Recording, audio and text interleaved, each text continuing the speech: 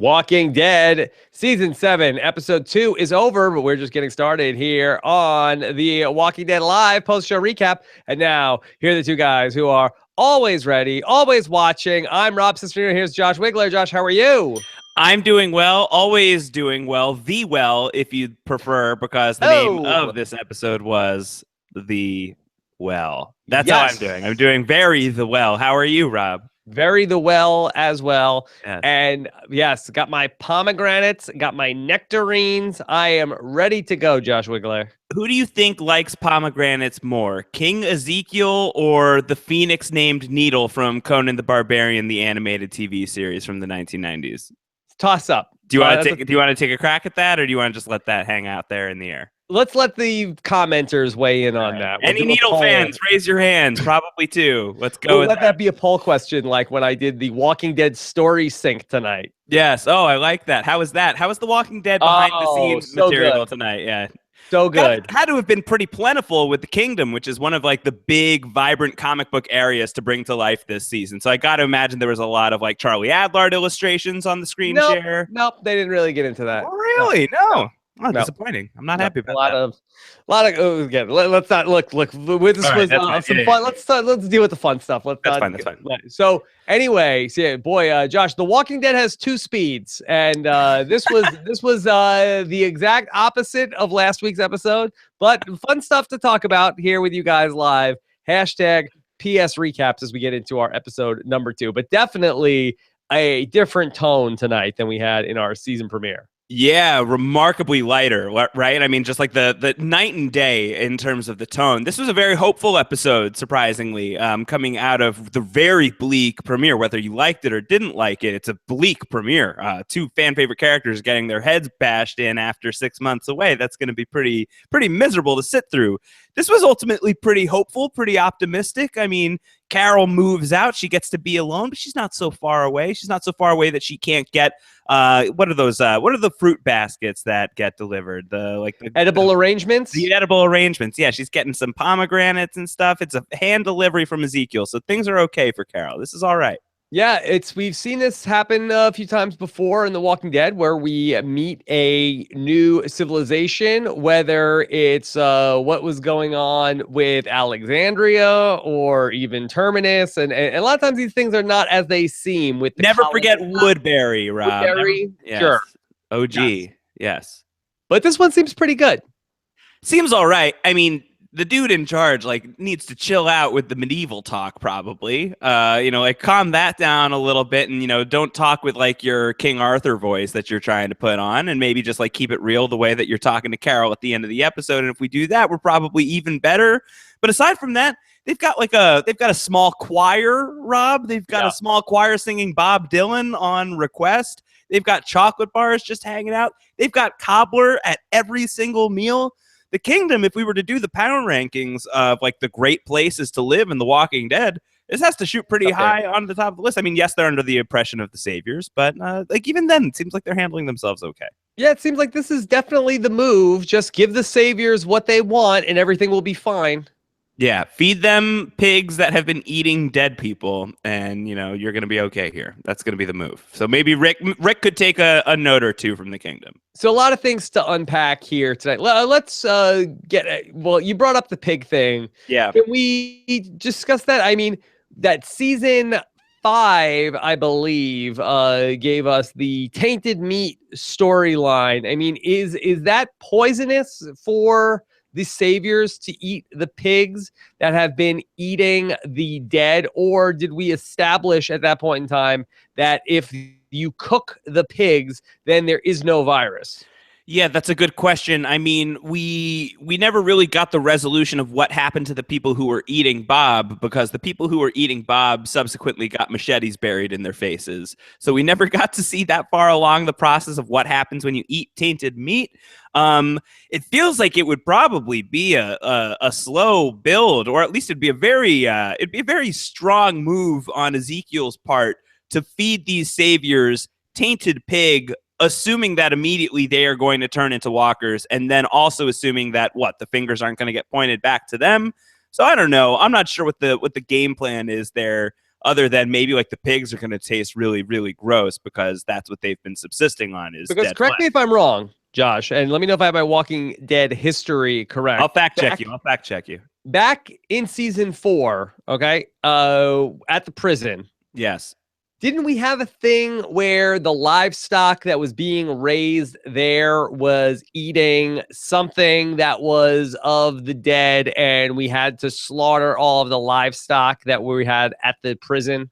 I remember the reason why they were slaughtering the livestock was because some walkers, there was a walker breakout in the prison in the early going of season 4. And Rick, who was now a farmer, was very tragically having to kill his pigs in order to lure the walkers away. That's all I remember about what the pigs were involved in. It was very traumatic. It was very terrible.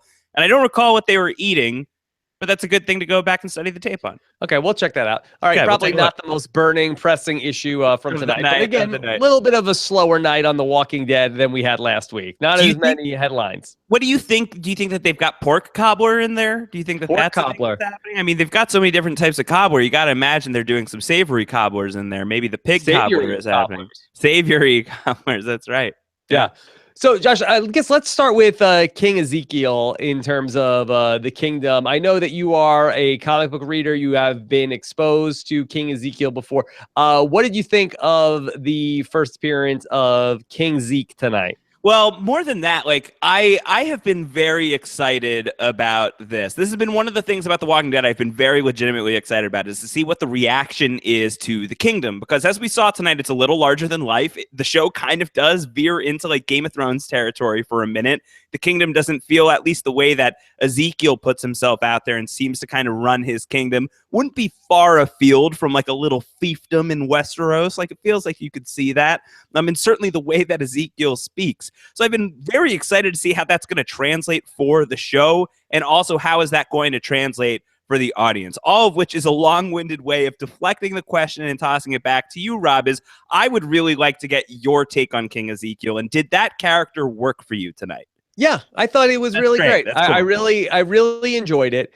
My only complaint was that, we got a lot of setup tonight and nothing really happened in the kingdom. And I think that that's problematic a little bit for me as a viewer, because I know we're not going to go back to the kingdom easily for at least 2 weeks and probably 3 if I had to guess. So now we had the setup of this cool world, but now we're just going to sort of leave it alone. And, that's fine. But everything they did in terms of setting the story up here, I'm very interested to know what's going to happen ultimately in the kingdom. And, I'm a Carol fan.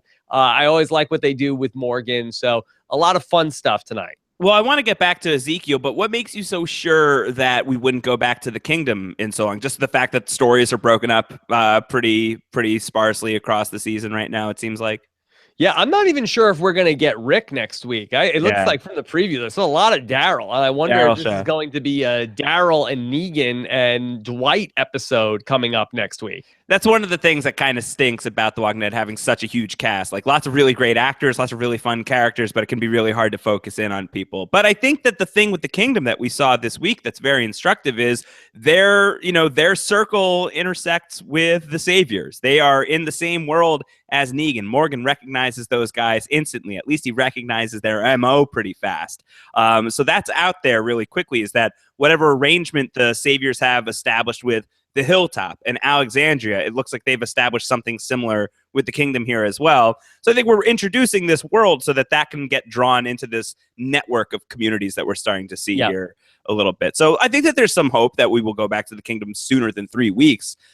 3 weeks seems like a lot. I would be pretty bummed about that. I predict it'll be 21 days before we end up seeing the kingdom again. I think we will get a all Daryl episode next week in episode 3, and then I believe we will get an all Alexandria episode coming up in episode 4, and we may not end up getting any sort of intersection. It's just one of the things about The Walking Dead, where on Game of Thrones, you check in pretty much with everybody every week for like 5 or 6 minutes. a couple scenes with each character that you know. Whereas The Walking Dead, you just get a standalone episode, and then you don't see that person for a few weeks down the road. I mean, it's what my personal preference is. I'd rather do the check-in every week, but that's just not what this show does. It's not this show. All right, so let's get back to Ezekiel here. I like Ezekiel a lot. I really liked Kari Payton's portrayal of Ezekiel. Ezekiel is one of those larger-than-life characters in the comics that when this storyline was created, just a little bit of inside baseball, I think that Ezekiel and the Kingdom get introduced around like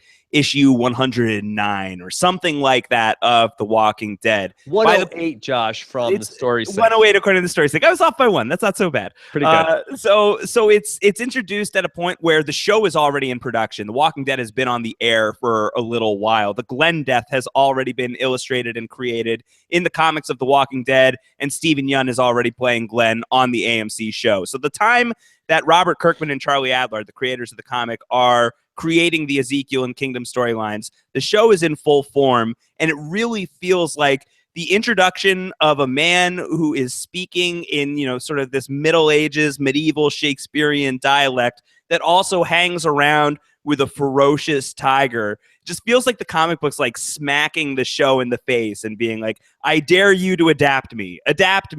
Give me a shot. See if you can turn me into something that works on the show.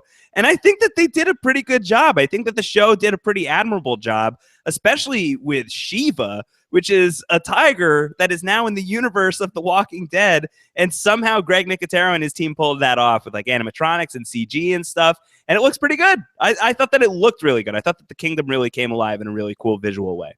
Yeah, I'm definitely into it. And I know that the idea of the Kingdom certainly is silly, but I did like that you got a backstory that sort of had it make sense. And I did like that scene with King Zeke and Carol at the end of the episode where he sort of explains what his background was. And I think that was sort of all good to not have this be like a lingering thing for many weeks or even seasons that we have to dwell on. What is this place? Why are they doing all this? So I like that you got that backstory all here in the first night. And then we can move on to more pressing issues and not just raise more questions that we have to answer down the road. Well, I think it was really good to establish Ezekiel kind of, not in his totality. There's other stuff to learn about this character for sure, but to find out that he is this king. He is this self-modeled king who rules over the kingdom here and seems really wise and everybody really respects him. But in comes Carol, who finds most things ridiculous. So, of course, finds this especially ridiculous and is really laughing in a way that I think serves as an audience surrogate to a certain extent, to finally very suddenly, jarringly have this guy Ezekiel talking the way that he's talking in the middle of your Walking Dead episode. It's jarring at the very least. And so for within that same episode, for it to end with Ezekiel showing a side of himself that's a lot more real, showing that he is just a dude. He's not a king. He's in charge of these people, but he knows it's a myth and he's lending into the myth. And he can win Carol over with that, where Carol doesn't seem to think that he's that ridiculous by the end of the episode. I think cramming all of that into 1 hour so that the viewer can kind of get a sense of where Ezekiel is coming from is probably a really strong move in getting the audience to buy into that character. Because I think if they stretched that out and we don't find out that Ezekiel was a zookeeper once upon a time and is just a normal guy who was really into community theater and puts on a really good accent and can really improvise some Shakespearean dialogue. I think if you don't get that soon, if you don't find out that that's a bit of a ruse, I think that that's a lot to ask to really hang into that character. So I thought that they did a really good job. Great performance, good writing on that character. No complaints when it comes to Ezekiel. Oh, I think we're also trained on The Walking Dead, too. Every time we meet charismatic leader of a new civilization, there's probably more than meets the eye, and usually it's in a nefarious way. And I feel like at least giving us that backstory on Ezekiel, I feel like that we are more on board with him and what's going on at the Kingdom. And I feel like I have very little doubt in my mind that these guys are on the level. And these are people that should be allies of the Alexandrians. Well, I think it would be fun to go back and watch that episode thinking is there something nefarious here at the Kingdom? Is Ezekiel up to no good? Is he trying to cause some mischief here? I bet that that's a fun read of the episode. So I wouldn't discourage anyone from going back and looking and seeing if there's any tricks up that guy's sleeve. But at least as it's presented on the show, on the surface, dude seems to be on the level. You know, he seems like a pretty nice guy. Certainly cares about young Benjamin a whole lot and feels really bad about what happened to old Benjamin, Benjamin Sr. So I don't know. Ezekiel seems like a good dude for now, but looks can be deceiving here on The Walking Dead. So who knows? Who knows for sure? Who knows? Yes. But Josh, I thought that this was such a great Carol showcase because once again, she is, left to have to put on a mask, which we've seen her do certainly in Alexandria, where she goes back into this character of the innocent woman who's just so sweet. And she's doing basically that same exact Alexandria playbook where she's going around. She's stealing a knife. She's stealing clothes. And she's just getting ready to get the hell out of here and go back to whatever she was going to do before. And I really like that Ezekiel called her out on that and what she was doing. And don't BS a BSer. Yeah. I like that really frank conversation that they had. I loved that too. Don't BS a BSer. Hey, listen, again, Ezekiel was in community theater. He knows a thing or two about acting, Rob, so he can tell when Carol's being phony. He can tell when she's just creating a persona, a character. And he definitely sees through that in this episode. He sees through it pretty quickly. I think, especially when you watch that first scene between Carol and Ezekiel, and you can tell that Carol is not buying this place at all pretty quickly. And when you kind of reference that, when you go back and you check that with what we learn about Ezekiel by the end of the episode and the way that he's kind of just looking at Carol and sort of being like, Carol, what do you think of this place? You can tell that he's even testing the BS there.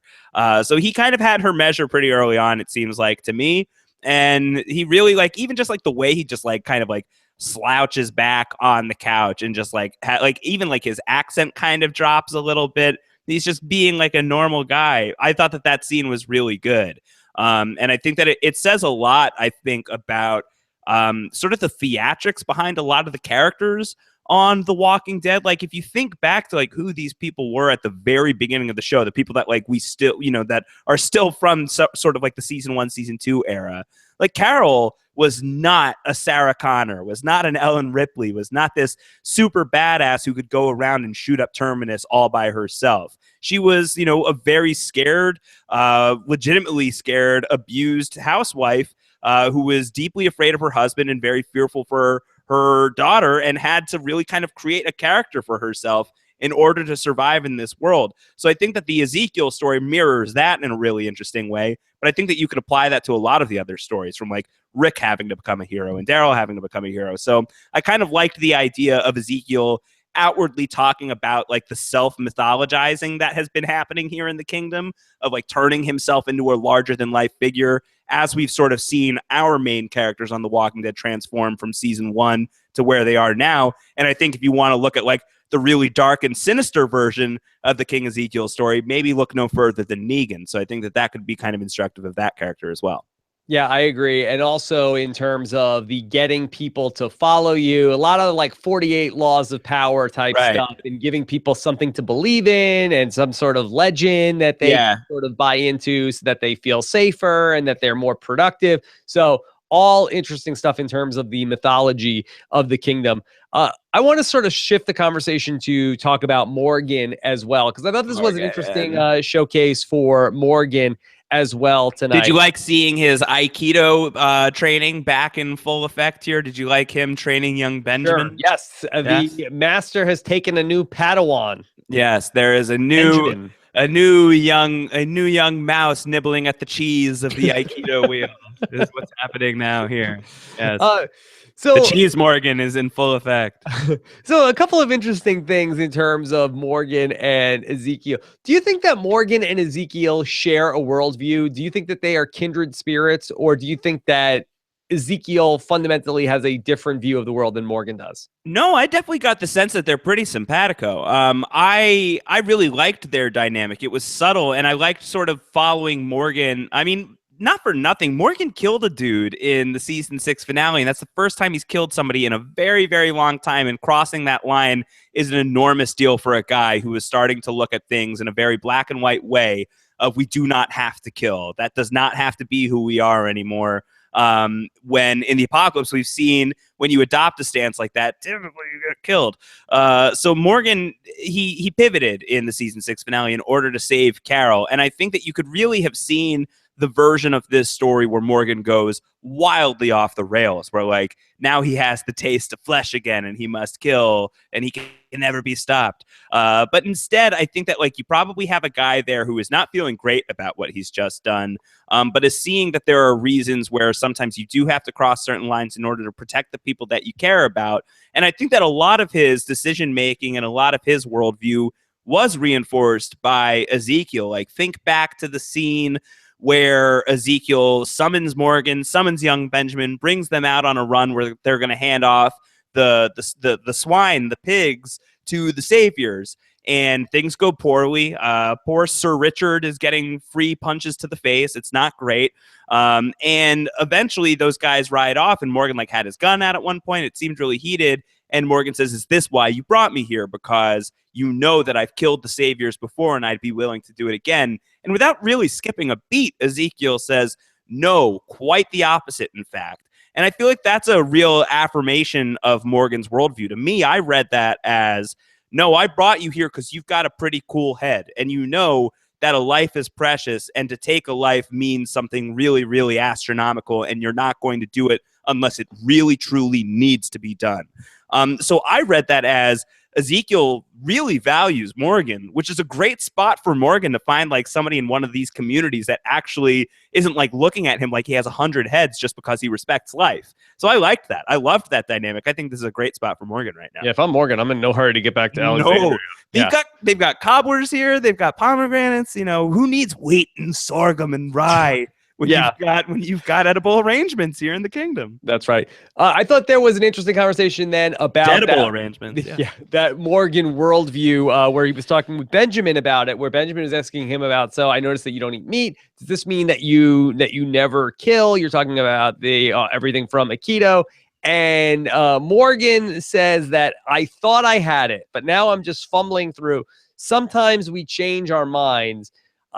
What does that mean to you in terms of how Morgan is looking at the world? I think that it's referencing what I said before. To me, it strikes me that Morgan, like I'm fumbling through. Like I thought that I had this, this very figured out, really well thought out, rigid worldview of you can't kill. Life is precious. All life is precious. Everything has to be done to preserve life, and we can all get along if we really, really try. And I think that was a really extreme worldview that Morgan had to adopt in order to break himself away from the Morgan that we saw back in Clear in season 3, who was a real Looney Tune, that guy. So he really had to put in a lot of work to get there. And I think that over the course of season 6, a lot of the journey, and certainly you and I were talking a lot about, like, what's the purpose of Morgan here now that he's on the show? What's he going to find? And we were wondering, like, is he going to find some sort of middle ground? And I think that now we're finally getting there. I think that now that he has killed somebody, probably didn't love it, but really likes Carol, considers Carol one of the top 2 or 3 people he's ever knocked out, which is, I believe the company there that we have seen is Rick, the Wolf, and Carol. Right. So if Carol is in 3rd place in that lineup, that's kind of offensive considering the Wolf is pushed past her. So I hope that she's at least top 2. But I think that Morgan at this point has realized that there are times where you have to break away from that code, where the world isn't so simple, that there are shades of gray here. And in the zombie apocalypse, maybe it's great if you're not shooting everything that moves. That would be lovely if you could actually try and forge bonds and work together and live together. But I was taking that as Morgan now understands that there are some people that cannot be bargained with. There are some situations that are non-negotiable, and it's either me or them, or it's either my people or their people. And I think maybe he is now inching closer to realizing that sometimes you have to take some drastic measures that aren't so palatable. So I think it's a little bit of a step towards transformation for Morgan if he's not already fully there. And just a reminder, we're going to get to your questions in a little bit. Send those in via Twitter, hashtag PS recap, so we can get to those later on in the show. Josh, when Morgan goes to look for Carol and sees that she is gone, I thought his reaction was also curious. He seems like he's smiling, and it's almost like the end of Good Will Hunting of of like, Yes. oh, like good. Like I knew one day you'd get out of this place. Good job there, Carol. Isn't it And he really seems lame happy. that they deleted the scene where Morgan hugs Carol and keeps saying over and over again, "Carol, it's not your fault. It's not Yeah, your fault, Carol." it's BS. Very sad. It's very, very sad. Yes. Yeah. So why do you think that Morgan seems so happy that she left? I think that there is there's this line earlier in the episode where Carol says to Morgan, this is my path, it's not your choice. Like this was never your choice to come. This was never your decision to make. I was leaving. It was not up to you to bring me back. And I think that kind of falls in line with Morgan's shifting worldview of like it can't always be my way. I can't always track somebody down and bring them back in because that's how I see things need to be. Sometimes people have to be on their own journey, the way that I was with Eastman and everything like that. So I get the sense that he's, maybe if not quite relieved that like he doesn't have to deal with Carol anymore, then I think at the very least, sort of like, if not quite in awe, at least respecting the fact that like she really is committed to wanting to do what she wants to do. And I think Morgan is starting to realize like it's not my place to tell Carol what to do. Nobody tells Carol what to do. Carol does whatever she wants. So Carol ultimately gets set up at the end of the episode in a house. Is that in the kingdom sort of zone, Josh? It's like it's a borough, or it's like Borough. an outer borough Like of the the Brooklyn kingdom. of Yes, yes. of the kingdom? Yes, the kings of the kingdom. I think, when in the start of the episode, when the convoy carrying Carol toward the kingdom comes under attack and she breaks away, while she's like having all like these sort of like gold trippy visions of walkers turning into humans and vice versa, which I have no idea what's going on there. We could talk about that if you'd like. Sure. She sees a house, and she sees a walker in there, and that's the same house that she's at the end of the episode. So I think, when Ezekiel is talking to Carol and trying to convince her not to leave and trying to convince her to stay, he says like, maybe you can stay and you can go. Maybe there's a way you can do both. And I think that this is the happy medium that he's talking about, where like she's not living in the kingdom proper, but she's like, I don't know. She's like it's like kooky old Carol used to live in the kingdom. Now she lives in the abandoned house up the street. Like, I think that, she's not that far away. Like, I think that she's pretty close by. So it's kind of a happy medium there. Yeah, the idea of Carol seeing all of these people being slaughtered and seeing them as in their human form. I mean, do you think that Carol has like what Lizzie used to have, where she's looking at these walkers as like real people now? Oh my God, please no. I hope not. I mean, who's gonna the Grove Carol in that state? Like is Morgan gonna have to the Grove Carol? That would not be so the well. I think that would be terrible. I don't know. I think that to me, it's like one of those sort of wonky Walking Dead visual flourish things that they like to do every now and then, where they're trying to drive a metaphor home. And like the thing with Carol is like, what's the point? The dead, the living, we're all the same. We're all here. We're all doomed. It's very fatalistic. And that's kind of Carol's worldview at that point in the episode. And I think that she's looking at things through slightly rosier tinted lens by the end of the hour. If not fully rosy, then at least rosy-ish. Rosita. Yeah. What kind of place was it where Carol was set up? It seemed like it was a house, but it had like tombstones. Yeah. Like a graveyard house? I don't know. Yeah, it's a haunted house. That seems like house. It seems like a great place for Carol. It seems like great timing with Halloween happening. I love that. I'm into it. I'm in a graveyard house. Very spooky house that Carol picked out to live in. Well, she's kind of a spooky lady. Yeah. She likes to tell stories about cookie monsters and, tying people up to trees and letting walkers eat them. So maybe that really fits with Like, Carol. I know it's the zombie apocalypse, but do you need a house that's actually in a graveyard? Yeah, I don't know. Yeah. They'll really never, pouring it up. maybe it's really smart. They'll never suspect that I'm staying in the graveyard where all the dead bodies are. No one's going to look here. That might be good camouflage for Carol, who's always looking for the next thing to camouflage. So Ezekiel comes to Carol's house at the end of the episode bearing pomegranates. Yeah. What does he want? I don't know. He really wants Carol to try some of these pomegranates, though. It's like, it's so sweet. The fruit's so good. Yeah, it's like a little bitter getting there, but once you sink your teeth in, it's really tasty. So yeah, he's like kind of creeping on pushing the pomegranates, like the hard sell on the pomegranates is what's going on. You're not thinking that we're getting a Walking Dead Mance here, do you? Oh no, We got to another replace the Maggie and Glenn, and the another new Mance. couple is going to be Ezekiel and Carol. A new Mance? Are we in for another Mance? Another Mance. Wouldn't that be so sad for poor Tobin back in Alexandria? Like, Tobin and Carol were in the cuddle shack not so long ago, and then she left, and poor Tobin, like, what did he do? He's a nice guy. That would be sad. Wouldn't it be sad? Or are you shipping Carol and Ezekiel? You like that more? I think that's more of a badass couple, Carol. Z Carol, I mean, that writes itself, so that's pretty good. You know, That's pretty good, right? You know, you never really had a good one with Carol and Tobin. Coben douche at No, Coben forget douche. Tobin. You Forget know, I Tobin. don't know. I don't know if that's very good. I like a Z Carol. That's good. Now, yeah, I mean, it certainly seems like, I mean, he's paying her a house call like 5 seconds after she leaves the kingdom. That seems like something's pointing north.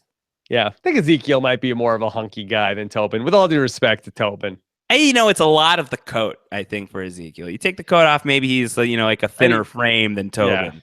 Yeah. But he looks Tobin pretty... have a tiger? I don't know. Tobin doesn't have a tiger. Tobin is a tiger. Heart of the lion, that guy. Oh, my gosh. Give him a hug. Now, we have some of these lieutenants that we met in terms of Ezekiel's crew. You got to feel like that there's going to ultimately be something going on with...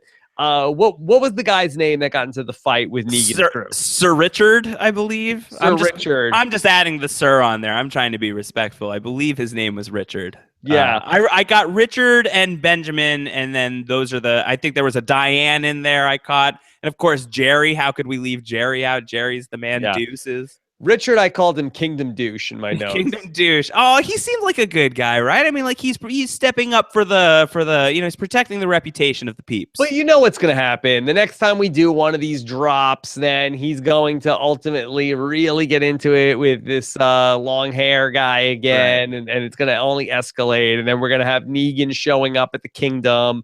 And you got to feel like that's on the way, right? That feels like a pretty good bet. I think like the biggest tell on that is that the cast of The Walking Dead is way too massive to sustain Richard for any length of time. You know, like, yeah, he would be like the most expendable person. Yeah, he's currently the most it's a toss-up. Him or young Benjamin, either one of those guys right now. I think those are the most expendable people on the show at the moment. Young Benjamin really could have used some lessons because they hand him a machete. And they tell him to kill one of the walkers. And it's God. Just like, really just like, it's not even close to what you're supposed to be doing with the machete with the walker. No, that was bad. That was really, really pathetic. To last this long at young Benjamin's age and not even be able to figure that out. It was tragic. It was tragic. Not saying that I would do any better, but I would not be around at this point in the apocalypse. Young Benjamin, you really got to figure that out.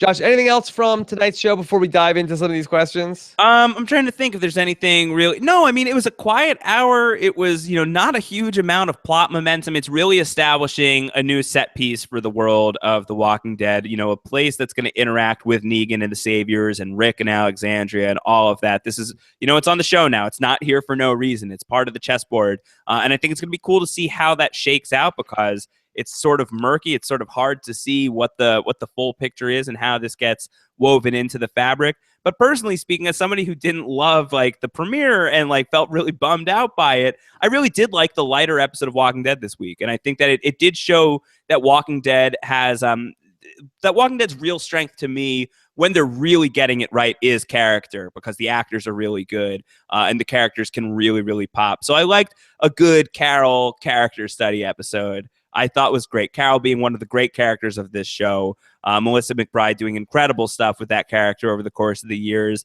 And especially with season 6, you know, kind of taking Carol on a ride that a lot of people didn't love. I think really kind of derailing the Carol character and story just a tiny bit at the very least. We were not so thrilled if you go back and check the tape on that. And I think that they started setting her back on the right path in this episode. So I think an effective episode of Walking Dead, a simple episode of Walking Dead. I'm pretty happy with episode 2 of season 7. Yeah, a little bit reminiscent for me if you go back to that. This would be really nerdy. Star Trek Next Generation season 4 after the Battle of Wolf 359. Very quiet episode of Picard goes to visit his brother on Earth. It's very just a chance to catch your breath, but I was fine. I'm ready to go. It was a long off season. I don't need a breather already. This Well, I don't. early. Yeah. I don't think that we're gonna have much of a breather. I think it's like a quick week of just like, hey, that was really, really intense in the premiere. Take a moment, have some cobbler, have a pomegranate. How do you like these apples? So Yeah. there's a little bit of that going on, and then I think we're gonna hop back into it pretty quickly here. Yeah. The preview for next week looks like it's gonna be a pretty serious, depths of despair type of episode, which is why we watch Walking Dead, Rob. That's why we're caught here. the first couple minutes of The Talking Dead tonight, Josh, and Chris Hardwick was like, "Oh my God! Oh thank God! Oh thank God! know. No one died tonight! Oh, I saw that too. but please! Oh, thank goodness! Oh, this was." I liked Kari Payton who came on, the actor who plays Ezekiel, and I like that he just like busted out a big British accent. Because like the running joke is that everybody who's on the Walking Dead is secretly from the UK, and then he revealed quickly that no, he's an American. That's funny. I thought that was funny. All right, so we're going to dive into your questions, of course. Walking Dead feedback coming up later on this week. Josh and Alex Kidwell did a great job with the week 1 feedback. You can get your questions into the show by emailing us, twd@postshowrecaps.com, or by going to postshowrecaps.com/voicemail to leave us a audio message. We always like to get those on the feedback show. And of course, you could subscribe to make sure you get that at postshowrecaps.com/TWD iTunes. Maybe it might be a pomegranate in it for you if you leave us a honest review. Yo, is that true? Like if I left an honest review of our own podcast, would you give me a pomegranate? Yes, I would. I'm into it. I'm feeling it. I'm down with this. All right. Yeah. Sounds good. All right. Shall we get into the feedback, Rob? Let's go into it. Sir Robert. All right, this is from Derek Blaze leading us off here. How long will Morgan and Carol stick around the kingdom? Will Carol and Morgan ever fully see eye to eye? Rob, what do you think? How long are we going to have Morgan and Carol here in the kingdom storyline? Well, Josh, we haven't done a death pool here in season 7 of The Walking Dead. But for me, Morgan is pretty high on my list of characters that are not going to make it to season 8. Yeah, I'm with you on that. And I was saying that a lot throughout season 6. It's like, I just don't see the world where Lenny James has decided, like, I'm going to be on The Walking Dead for the next 100 years of my life. Like, he seems like more of a Ronin, that actor. Like, he's the guy who likes to wander around across the land, offering his amazing acting services to the next person who needs it.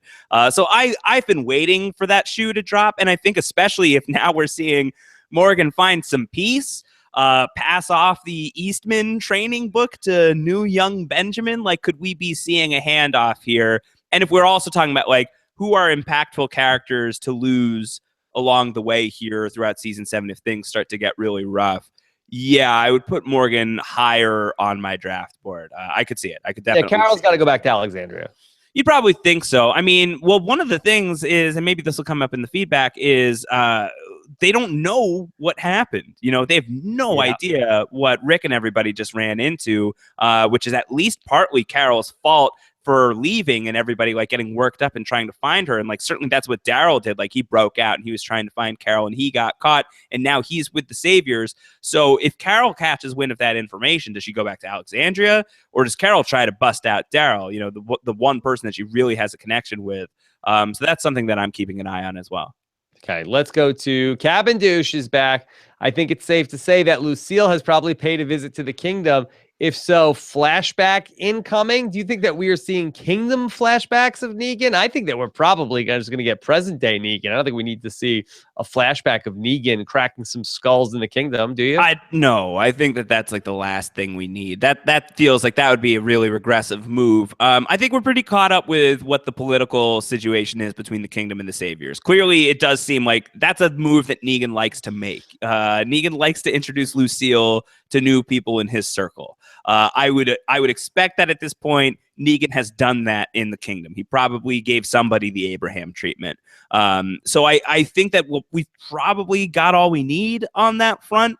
I don't know that we need like the 90-minute Tabitha the Pig flashback. Like, I think that we're okay. I think we're good on that front. Yeah. Okay. This is Miriam White. What does she have to say? Miriam White says, Ezekiel and Carol, a New Hope romance? Will Shiva get jealous? # Queen Carol. Well, now I really do like this pairing of Ezekiel and Carol for the idea that she could become a literal queen. That feels good. I like the idea of Carol becoming the Carol Lisi. Yeah, is Carol or is Shiva possessive? I don't know. I mean, Shiva, like, according to Ezekiel, the whole story is like Shiva got trapped. She hurt herself. Ezekiel saved her. She really likes Ezekiel now. Then the apocalypse happened, and Shiva went with Ezekiel and really still really likes Ezekiel and maybe doesn't like other people so much. So, yeah, I would expect that could get awkward. That could get awkward pretty fast. Could get awkward. You know who I really do like is the Mr. Smithers of Yes, that's what I'm Ezekiel. saying. Yeah, Jerry, yeah, deuces. yeah. That guy's the best. Jerry, Hype or man. is it Gary? I'm not sure. Jerry Gergich over here. Yeah, no, that was great. Really great character, especially really funny when Ezekiel is like, "Oh, Jerry, I don't understand your words. The things that you say, they just fly over my head like sparrows in the eve." And Jerry's just like, "Whatever, dude." He's just got like a lot of Hurleyisms to this guy. I like him. I like Jerry. I hope Jerry's around for the long haul.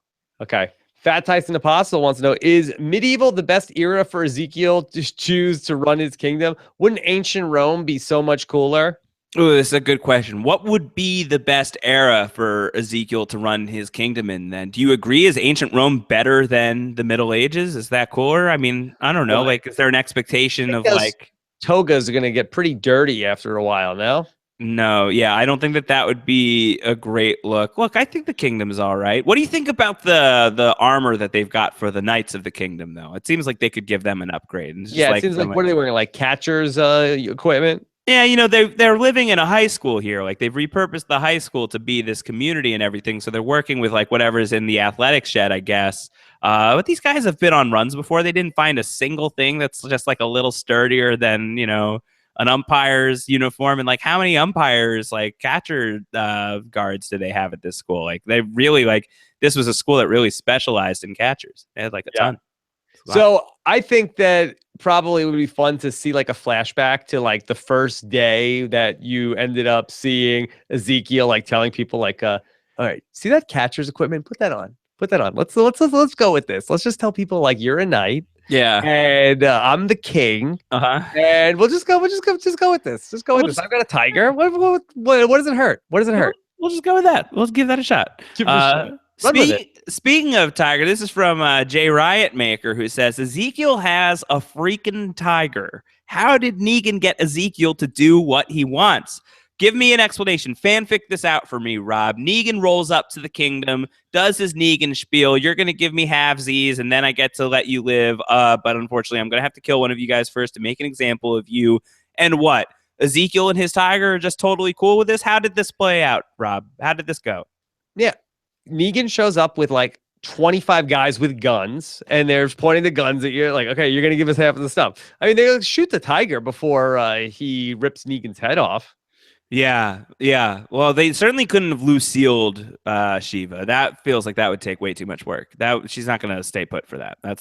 You don't want to hit a tiger with a barbed wire baseball. They have a lot of guns. Yeah, that's a good way to get people to do things. I'm not quite sure what like the rock paper scissors of the Walking Dead universe is, but like if you've got Lucille and Shiva and an unidentified third, I feel rocket launcher. Yeah, rocket launcher. I think Shiva eats baseball bat. I think that's taken care of already. Rocket launcher really kills both. I don't really know what baseball bat works against, just your head. I think it can break the rocket launcher. Okay, that's what it's going to work like. Yeah, if you get it in close distance. All right, that's good. That's great. Well, we'll field your suggestions if you guys have any. Okay. That third spot is open. All right, this is Derek Blaze. Derek Blaze says, rank these leaders on who you would trust most with the safety of your group. Rick, Negan, Ezekiel, the governor, or Rob Sesternino. All right, Rob, last place. Okay. That's pretty easy. No, I think the governor has to go last place because he shot all of his people. So thank you very much. Yeah, Rob hasn't shot me yet. Josh, we had to pay the bill. We gotta pay the bill. So then I guess it's a question of Rick, Negan, and Ezekiel. How would you rank those three? Look, Negan's the best. Then Ezekiel's the second best. I'm the third best. Rick is the fourth best. Wow. And then the governor is the worst. Phil. Here's why, Josh. Poor Philip. When Negan comes and says, give me half your crap or I'm going to start killing people, I'll say, Here you go, Negan. Negan, can we get anything else for you, sir? You need anything else, Negan? And Negan's like, hey, Rob, your shoe's untied. Whoop. And then he makes you look, and then as you're looking down at the ground, he bashes. No. Everybody's alive. He doesn't need to make an example out of anybody. Okay. Rick's getting people killed. I'm just giving Negan everything. Yeah, but didn't Negan get like an entire bunker filled of his own people killed? Technically, I mean, Rick killed all those guys. Yeah, but then he got revenge. He did get revenge, but he only got 2 of us. So, I mean, I guess that really speaks to like the grandeur of the Saviors. Like they really got to have a lot if that was just a drop in the bucket. Yeah. All right. We'll see. We'll see. A couple more questions. Byron wants to know, Morgan doesn't want to tell Ezekiel about his Star Wars kid training regimen. Yeah, I love that. Oh, God, I love the Star Wars kid training montages here on The Walking Dead. It's really great. What if that's montage tonight? Is that young Benjamin's origin story, that he's Star Wars kid? Yes. Ben Kenobi. Young Ben Kenobi. Full circle, Josh. There you go. Full circle indeed. All right, Derek is back. Derek says, so should we call this offering the fray of pigs or simply more of Bob's tainted meat? What's your take on this, Rob? I like fray of pigs. The fray of pigs. Yeah, I like that. Yeah, I mean, I like the pigs. Like, I don't really know. I'm still confused about the whole feeding them to the dead thing. I'm sure we'll get some clarity on that. I mean, was it just a resource management issue of like, hey, don't waste all of the grain or the sorghum or the wheat? Yeah, that don't feed the pigs anything that we could eat. Feed them walkers, then fatten them up. Or is this like some sort of like biological warfare? This is some sort of Trojan horse that's going to Trojan pig. Yeah, infect the Saviors and give them the zombie virus. Yeah, TBD on that. That feels like a turn. That would be a turn for the weird for The Walking Dead here. Because if it's just a resource management issue, it's a little bit like, why are we doing this? Why do I have a storyline about like, oh, we're trying to save grain, so we're feeding them? I don't know. I mean, maybe it's just like their own like little, covert FU to the Saviors of like, you guys are getting all these pigs, but our pigs are eating like, crappy cadavers that have been rotting forever. And so your pig like is definitely going to be protein and meat, but it's going to, taste horrible. It's going to have the taste of death. Really, really seeped into its flesh. So Negan's gonna show up. You're giving us some pigs that don't taste so good. Yeah, they don't taste right. Great. I'm used to that Black Forest ham. I want some of that honey ham, and you've got me. Bacon tastes like jack crap. Turkey bacon, and you know how I feel about that today. Who's getting the bat? Batter up. Yeah, so I think that's what we're looking at. All right. Here comes Alex Kidwell, the man. Am I alone in having a new favorite character in Big Smiley Asian Bodyguard? #fruit time. No, we're all on board. We love that. Jerry, Team Jerry. I'm all in on Jerry. Jerry. Okay. Who could use of the cast of The Walking Dead? Who could most use a trip to Jerry's couch to really like talk it through with Jerry? And get hit on the head with a chair? Yeah, I mean, I guess like who's the bodyguard? And is Jerry both moderator and bodyguard? He's got the type for it, the body type. Yeah, boy, he's really working hard on his show. Yeah, as long as we don't get like Maggie on like Maury Povich or any sort of paternity question. No, stop that. That's really cruel. That's cruel. It's still way too soon. Too soon. Josh, do you know how to fix an air conditioner leak? No, that would be useful because our air conditioner in my apartment leaks frequently. Have you checked the refrigerant? No, I haven't. And now I've learned something. So I'm glad I didn't quit The Walking Dead after last week. I'm glad I hung in one last time. Last question. Sure. From Derek. How many episodes until we catch up with Jesus again at the hilltop? Boy. The world really... Season 8? Yeah. Listen, this world of The Walking Dead right now needs some Jesus. I think it'd be good to get back to the hilltop. I mean, the hilltop story, it's kind of, it feels like an afterthought because there's so much immediacy with some of these other storylines, but it is worth remembering that like Rick only made his move against the Saviors and Negan and everybody on the intel from George Mason at the hilltop, from Gregory. How is that going to play out? Like, is Negan going to put that together? Is Rick going to like go back and have questions about hey, you're, telling us that they had like one bunker of people. You were so wrong, and you got my best friend killed, and this other guy with sweet red hair is also dead. So I feel like whenever we do get back to the hilltop, like it feels like that has potential to be contentious. So looking forward to that. I think that'll be fun whenever we get there. So we'll see. Coming up next, we've got our Walking Dead feedback show. We'll get to that midweek. So make sure you get your questions in twd@postshowrecaps.com or postshowrecaps.com/voicemail. Josh, you writing anything about this episode? I will be writing a little bit of a thing that's kind of supposing where maybe Ezekiel and Carol's dynamic is moving forward based on some information that we have from the comic books. A lot of guesswork that's going to be going on here. Zeke Carol, yes. So we'll see. We'll see where that's going. So I'll have something on that probably on Monday afternoon on the Hollywood Reporter. So look out for that. Okay. Lots of nonsense writing about The Walking Dead from me this season. That's what you can look for. All right. You can follow Josh on Twitter. He's at Round Howard. I'm at Rob Cisternino. Got a lot of fun stuff going on with The Walking Dead. So make sure you subscribe to postshowrecaps.com/TWD iTunes. Josh, what's going on Westworld? Dude, I don't know. Any tigers on that show? No tigers yet, but the tigers would be robots if they existed on Westworld. No, Westworld heating up 5 episodes in. Really fantastic show. Killer show. I'll have a podcast. What's that? There's 10? There's 10. Yeah, there's 10 total. In the Game of Thrones tradition, there's going to be 10 episodes. So we're halfway through season 1 of Westworld right now. We'll have that podcast up with Joe Garfine by Monday night. We will record midday on Monday. If you're watching Westworld, if you want to get your questions, your theories, your anything into us, Westworld@postshowrecaps.com is our email, and our feedback form works as well. Postshowrecaps.com/feedback. Loving that show. Big fan of Westworld. Westworld's everybody's loving it. It's a good show. Really good. Really entertaining. And makes you think, Rob. Makes you think. It's a thinker. It's a thinker. Does some things you're not. What do we have for a hashtag here for this? You want to go Zeke Carol? That's easy. Let's do that. Let's do that. Okay. Zeke Carol. All right. Fun stuff. Thanks so much to Alex Kidwell behind the scenes. He's at Alex Kidwell on Twitter, and he's a great guy. So thank you so much for swell dude. Swole dude. All your help tonight. And again, great job on the feedback show. And Josh, you feeling any better about Walking Dead season 7 after tonight? Look, and I said it on the feedback shows, like there's still things that I'm optimistic about with season 7. Just because I didn't like the premiere doesn't mean like I'm not willing to give Walking Dead a shot here. And I liked this episode a lot more than I liked the premiere. So I'm interested in the potential of the season. I'm here. I'll be here on Sunday nights with you, Rob, and I'll be here on Wednesdays or whatever day we're recording these feedback shows as well. I'm with you. I'm still here. I'm still hanging in. All right. Fun stuff. Looking forward to hearing what you guys have to say in the comments, and we'll see you on the feedback show. Take care, everybody. Bye. Deuces.